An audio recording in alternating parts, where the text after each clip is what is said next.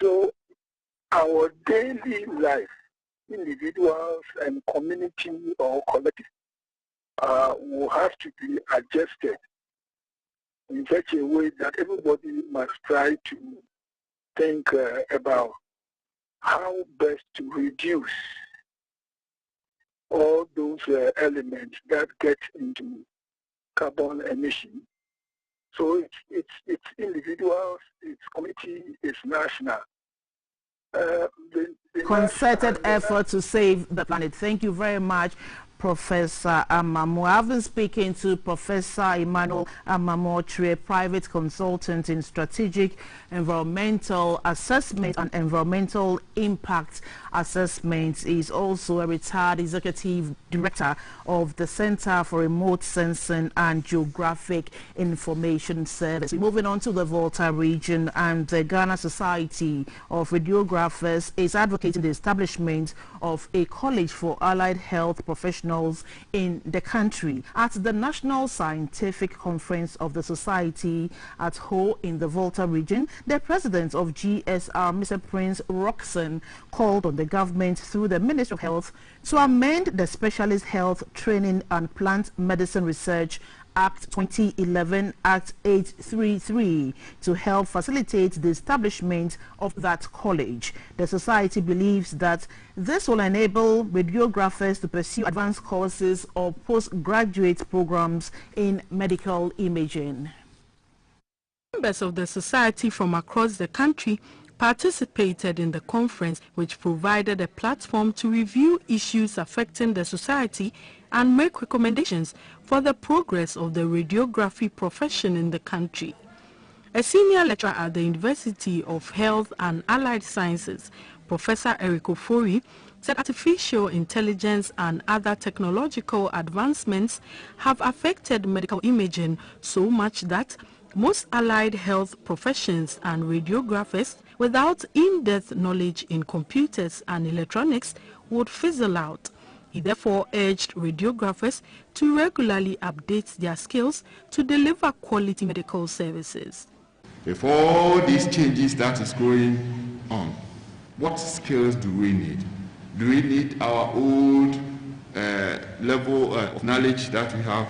No. We need advanced knowledge in computers and electronics, robotics, and computer technology. They are very, very key.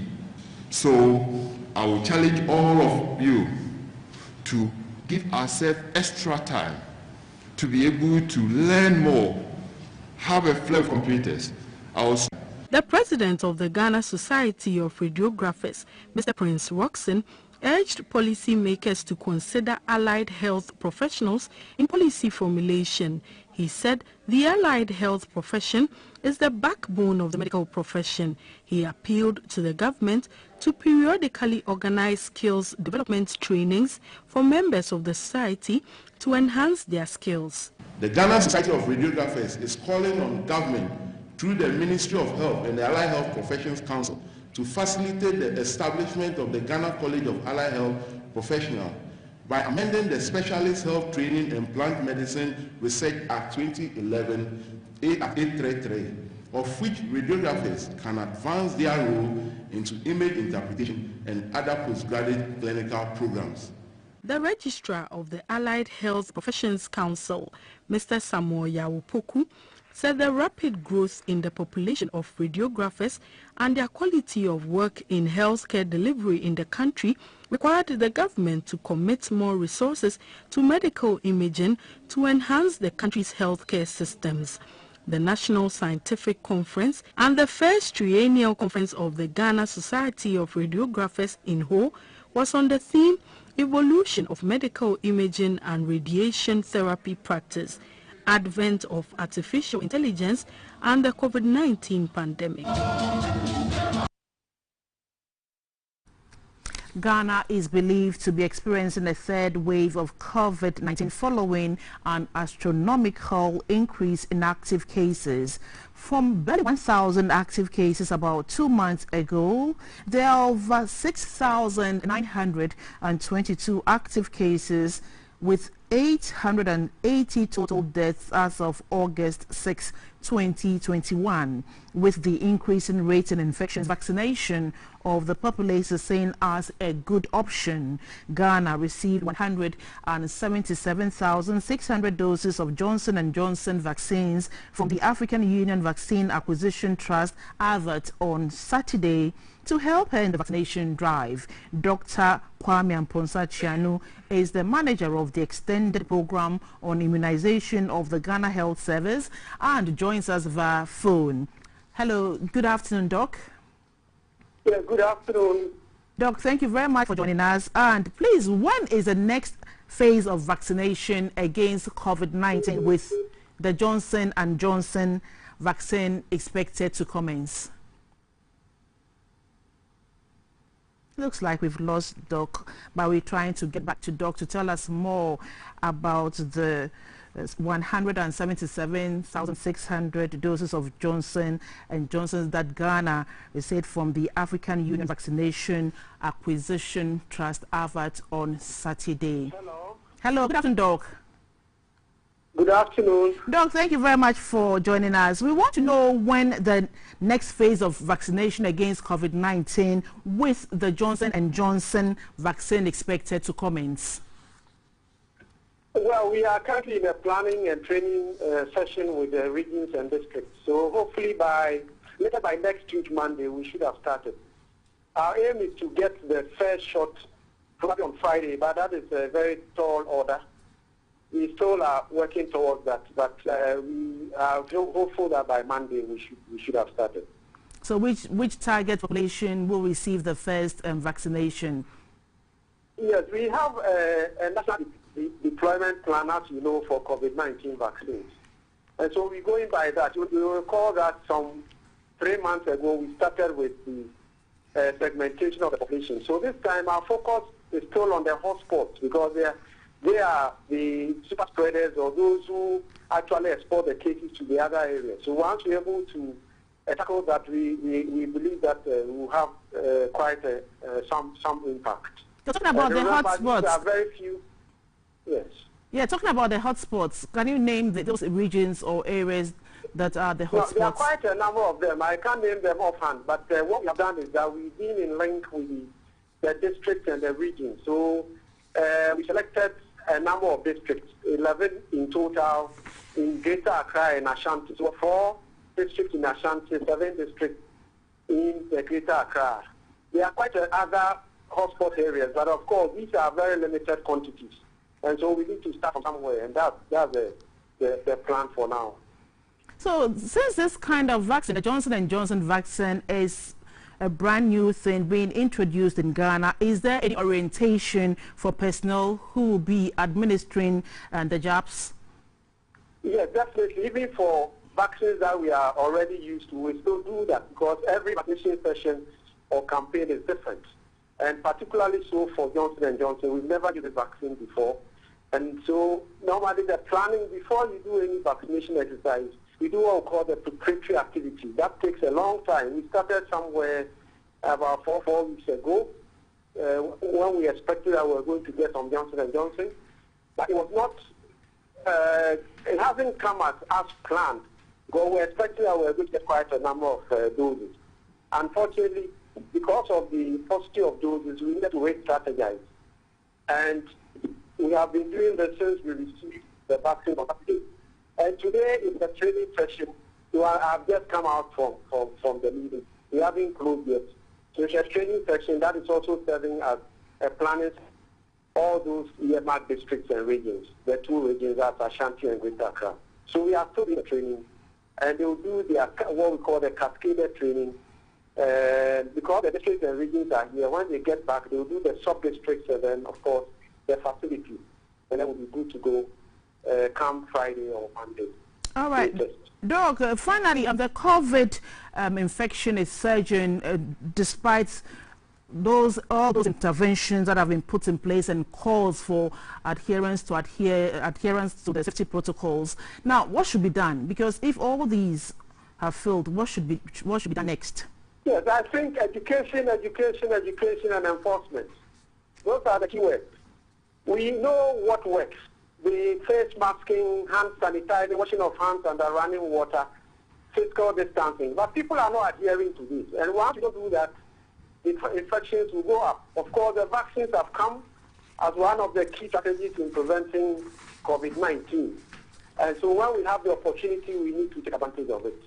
Once we're able to do this, we're able to get more vaccines into the country, and we also adhere to the protocols, I think COVID will be a thing of the past. But not only that, we will still be struggling as a nation, and of course globally. All right, thank you very much, Dr. Chiano. And Dr. Kwame Amponsa Chiano is the manager of the extended program on immunization of the Ghana Health Service. Private legal practitioner Martin Kwebu says for stating that the vaccine has not been paid for perjury charges will soon be pressed against the Minister for Health, Mr. Kweku Agyeman-Manu, for the botched Sputnik V vaccine contracts between government and Sheikh Ahmed Dalmouk Al Maktoum, Member of Parliament for Akachi South, who doubles as member of the Ad Hoc Committee of Parliament. Bernard Ahiapo observed that there is no justification for the action of the Health Minister, Mr. Kweku Agyeman-Manu, irrespective of the exigencies of the time. Mr. Ahiapo recommended that the issue be referred to the special prosecutor, contributing to the program director of communication of the NPP and former MP for Adentan, Mr. Yalbuabina Samoa, said the minister was operating under pressure to deliver in the interest of saving lives. Panelists were speaking on our current affairs program Focus, which discussed the Sputnik V vaccine investigation and matter arising. Agyeman-Manu succumbed to the pressure being mounted on him to resign following revelations in the reports of the parliamentary committee that probed the Sputnik V vaccine contract, or wait for the appointing authority to ask him. Did the minister indeed lie under oath? And was that part of the determination by the ad hoc committee? And the bigger question is, was the minister not aware the government has paid the Dubai-based businessman Sheikh Al Maktoum 16 million Ghana cedis for the vaccines, despite his claim that no money has been paid? But can the minister be pardoned for breaching constitutional provisions on prior parliamentary approval, as well as submissions to the Public Accounts Committee, after admitting that, quote, he was frustrated and not thinking straight, unquote, seeing people die and he wants solution to the problem? And why did Parliament fail to take decision on the report before going on recess? These are some of the issues we'll be looking at this morning on Focus. I'll let you know who our guests are right after this break. We'll be right back.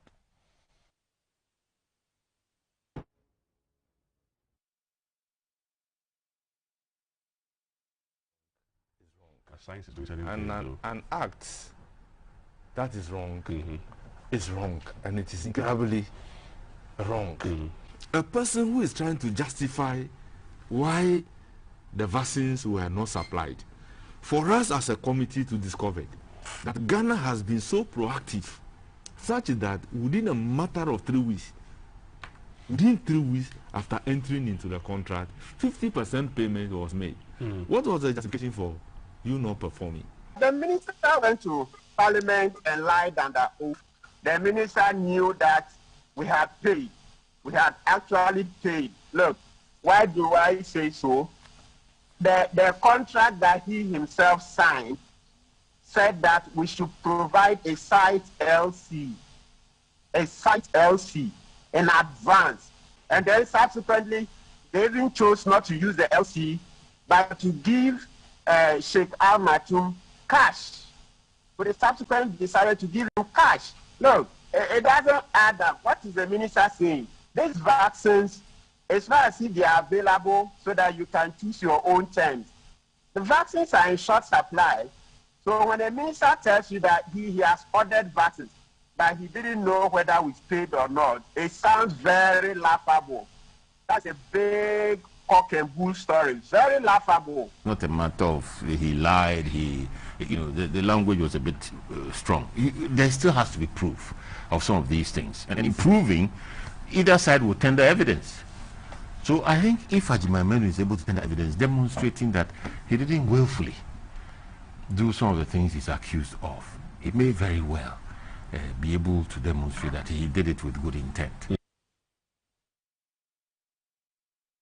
President Akufo-Addo has hinted that government is putting measures in place to recruit more than 70,000 NAPCO trainees onto the public sector at the end of his tenure in October this year. On Tuesday in the Borno region, President explained 25,000 NAPCO trainees will be absorbed in the education sector. Since the announcement, there have been concerns about the feasibility of absorbing the trainees into the public sector. A labor consultant, Mr. Austin Game, joins me via phone. Hello, good afternoon, Mr. Game. Afternoon. Mr. Game, is it feasible for more than 70,000 people to be put into the public sector by October? That is difficult. It can be done. I mean, if government wants to absorb people into the system, they can always find a place for them. They may overload the system, but they feel coming for people who are caught up in the web of having gone for NAPCO and you've been promised. You either do it or you don't do it. And the president has decided that, Okay, so let's look at the amount of money to be paid as salaries. Do you foresee other sectors of the economy will suffer due to this? Well, if they are absorbed into the system, it means the system will cover them. If there is no money, everybody will see there is no money. But they'll make provision for it. I'm sure they make provision for it. And that's why maybe October year, but it may take full effect maybe in the coming year because they will make provision for them in the budget to be presented to Parliament. So they'll be covered.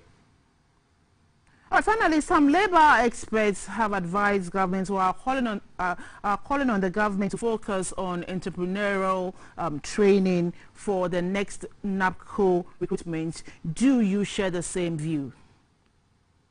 That was originally part of the thinking that you are going through this number of 1 year or 2 years or so, and it's kind of a transition for you. Haven't learned few trades here and there or to be trained, just like it's done in many other countries. Once they are trained technically, they can be able to be absorbed into the system, including private sector, then you'll find the elements. But now the president is saying that he had a place for them maybe in about October or so. So maybe, president has a lot of information than anybody else. Yeah. So it's possible. All right, thank you very much, Mr. Austin Game. And Mr. Austin Game is a labor consultant. The Ghana National Association of Poultry Farmers has called on the Ministry of Food and Agriculture to expedite action on the setting up of a Poultry Advisory Council. The association believes the council will have oversight responsibility over the operations of the industry in all spheres for the benefit of members.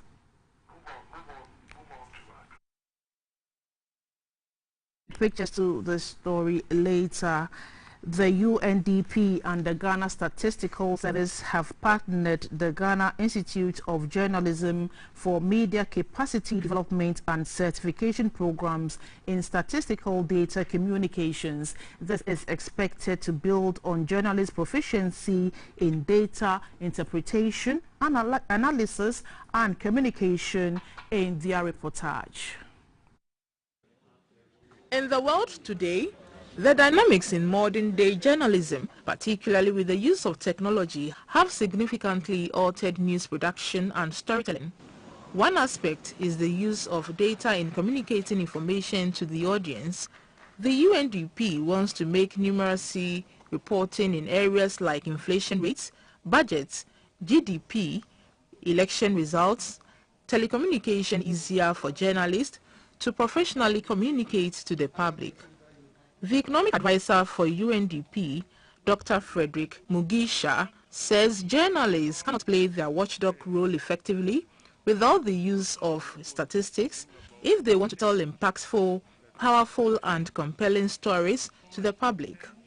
The director of the Ghana Institute of Journalism, Professor Kwamina Kwansa Edu, assured of the Institute's commitment to the training. I can assure you that our position within the media education and training space and capacity to deliver this training is second to none. We have well-qualified and experienced staff, not just to deliver what is required of us, but to go the extra mile with commitment and with 100% client satisfaction guaranteed. The Director for Census and Survey for the Ghana Statistical Service, Mrs. Abna Oseyakutu, thanked the Institute for their availability and commitment for this project. The 3-month training runs from September 6 to November 22, 2021. It will be organized in 3 levels: basic, intermediate, and advanced levels. You're still watching News Live at GBC News and GTV. We're taking a short break. We'll be back with the business segment. Please don't go away.